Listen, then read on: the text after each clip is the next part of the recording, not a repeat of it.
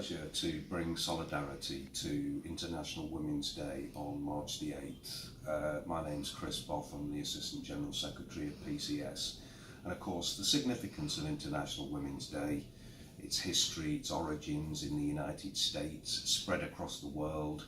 as really the struggle, not just to celebrate women's struggles for equality, but to recognise that this is an ongoing struggle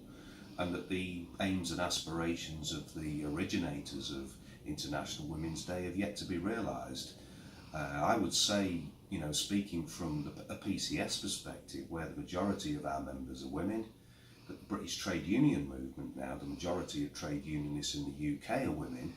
it is absolutely critical that trade unions play a pivotal, central role in continuing to remove the barriers that stand in the way of women's participation in trade union and political activity, and allow them and enable them to play a role in society which has been blocked for far too long. Now, from a trade union perspective, we have to of course recognise that the consequences of austerity it's had a disproportionately disadvantageous effect on women, creating increasingly stressful conditions in the workplace. And we know that the real barriers to women becoming involved in a trade union and advancing their careers are to do with the real barriers in the workplace. And I'm talking about the importance of the trade union movement fighting for affordable, quality childcare provision,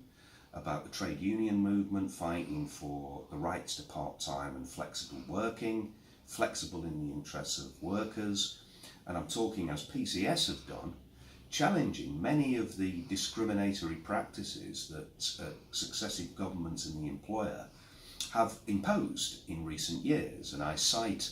the example of the performance management system, for example, brought in with a great fanfare by the Tories, but as a result of union pressure, we forced the employer to produce what are known as diversity and inclusion statistics, which demonstrated statistically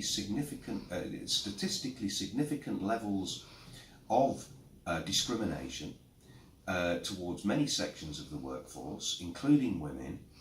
and as a result of union pressure, we forced the employer to back off from some of the worst features of that performance management system. But it's quite clear that many of the management systems in place create a huge hurdle, as I've said, to women becoming involved in the union and advancing their career. And on International Women's Day, I think it's a good opportunity for unions to remind themselves of the importance of their role, of organising women into the trade union movement, of taking up these issues like childcare, like issues of domestic violence, like low pay, like the fact that women tend to, be segregated into particular jobs with some of the worst conditions. But of course, this is part and parcel, I would argue, of a wider struggle that trade unions have been involved in since the first International Women's Day in 1909. And that is, of course, to recognise that, yes, we've got to fight tenaciously for day-to-day reforms to improve the quality of working life, to create the conditions for women to become involved in trade unions and political activity. But I would say that this is part of a wider struggle to transform the nature of society. Many of these problems have their roots in capitalism. Many of the problems have their roots in a deeply oppressive society. And it's important, I think, to always recognise the significance of the reforms being part of a wider struggle, in fact, to fight and to make the point in practice that another world really is possible.